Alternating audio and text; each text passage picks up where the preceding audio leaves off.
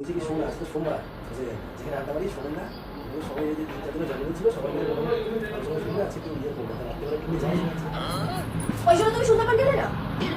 সুন্দরবন কেন গেলে না? তুমি এই কারণে গেলে না?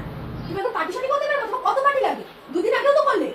আজ তো আরো পার্টি এরকম করে তো চলে গেলে। তোমার 100 টাকা লাগবে না, ধরো। তোমার টাকা তোমার কাছে রাখো, এর থেকে বেশি টাকা আমার কাছে আছে। ও দামের পকেটে ঘুরাও নিয়ে তুমি টাকাটা। থাক, আমার লাগবে না। মানে ধরে নিলে থাক, আমার লাগবে না। সুন্দরবনে যেতে গেলে এটা জামা কাপড়ের ব্যাপার আছে, টাকা পয়সার ব্যাপার আছে। জামা কাপড় কোথায় আছে? তুমি ল্যান্ড ধরে থাকো। ল্যান্ড কোথায় কি? আমাদের জ্যাকেটটা আছে, সাধারণ জ্যাকেটের মধ্যে তো সায়া ব্লাউজ সব মিশিয়ে গেছে, তো সব রং রং লাগিয়ে দিয়েছে। ওই জন্য তো বলেছিলাম একটা বিয়ে করো, যে আলাদা আলাদা করে কাচবে। বিয়ে করলে তো অন্য কিছু করতে হবে না, শুধু কাজ বেশি নেই। তিনটা জ্যাকেট খুব ইচ্ছা হচ্ছে না তোমার?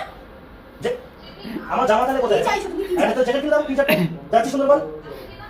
তোমার একটা জ্যাকেট লাগবে? হ্যাঁ, চলো ব্র্যান্ডের জ্যাকেট, চলো ব্র্যান্ডের জ্যাকেট, চলো চলো। ব্র্যান্ডের জ্যাকেট তুমি কিনে দেবে? দেখি কত দাম নেবে।